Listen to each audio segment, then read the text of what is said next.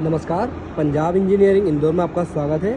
ये heavy duty would cheaper machine है, लकड़ी की चिप्स बनाने वाली मशीन और हैवी ड्यूटी है ये। यहाँ इसकी मोटर लगेगी तो यहाँ बेल्ट लगकर मशीन चालू हो जाएगी। आपको अपना जो मटेरियल है वुड है वो यहाँ से डालना होगा। और ये देखिए हैवी कटर प्लेट लगी हुई है यहाँ पे। ये हैवी कटर आपकी जो लकड़ी है उसकी चिप्स बना देगी और चिप्स बनाने के बाद में आपका जो मटेरियल है आउटपुट है वो यहाँ से बाहर हो जाएगा। मशीन के बारे में अगर आपको ज़्यादा डिटेल चाहिए, जानकारी चाहिए तो डिस्प्ले के ऊपर आपको नंबर मिल जाएंगे हमारे। इन नंबरों पर कांटेक्ट कीजिए, आपको मशीन का प्राइस, प्रोडक्शन डिटेल पूरी जानकारी दे दी जाएगी। धन्यवाद।